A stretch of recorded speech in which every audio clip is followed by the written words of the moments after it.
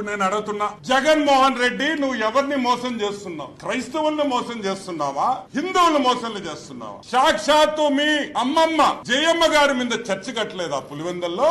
మీ అమ్మమ్మ జ్ఞాపకంగా పులివెందల్లో మీరు చర్చి కట్టారా లేదా? కట్టారు. పులివెందల్లో ఎవరినైనా అడగండి, కట్టారా లేదో మీకే తెలుస్తుంది. సరే, అది కూడా పక్కన పెడతాం. జగన్మోహన్ రెడ్డి పెళ్లి క్రిస్టియన్ పెళ్లి, హిందూ పెళ్లి. సాక్షాత్తు పరిశుద్ధ వివాహము, శుభముహూర్తము. ఇదిగోండి వైఎస్ జగన్మోహన్ రెడ్డి పెళ్లి కార్డ్. పరిశుద్ధ వివాహం అంటే క్రిస్టియన్ మ్యారేజ్. నీకు భారతికి జరిగింది క్రిస్టియన్ పెళ్లి, ఇదిగో సాక్ష్యం. కానీ జగన్మోహన్ రెడ్డి మాత్రం మీ శ్రీమతి వైఎస్ భారతి గారు, మీ మామ జగన్మోహన్ రెడ్డి, మీ మామ చచ్చిపోయినప్పుడు ఆయన బెరియల్ క్రిస్టియన్ బెరియల్ కాదా అని అడుగుతున్నా. క్రైస్తవ సాంప్రదాయం ప్రకారం ఆయన దహన సంస్కారాలు జరిగినాయా లేదా అని. కానీ జగన్మోహన్ రెడ్డి మాత్రం హిందూ, క్రిస్టియన్ కాదు.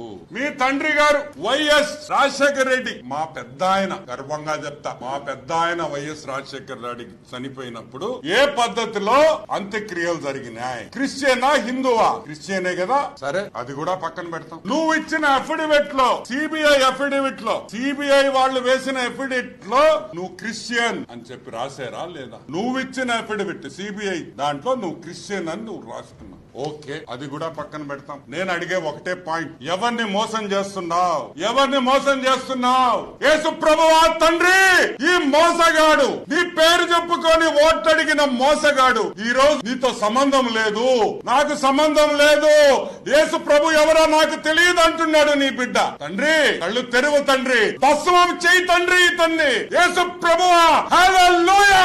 ఇదే నా న్యాయం. అటు క్రిస్టియన్ సోదరులు, మా క్రిస్టియన్ కుటుంబాలని నేను క్రైస్తవుని అంటాం, ఇట్టొచ్చేసి హిందూ కుటుంబాల్లో నేను హిందూ అంటాం. అసలు నేను ఒకటి అడుగుతున్నా, యేసు ప్రభు ఏం చెప్పాడు? యేసు ప్రభు ఏం చెప్పాడు? ఇషియా గ్రంథంలో, ఇషియా గ్రంథం 43:10 వాక్యంలో ఏం చెప్పాడు యేసు ప్రభు? నాకు ముందు ఏ దేవుడు లేడు, నా తర్వాత ఏ దేవుడు ఉండడు.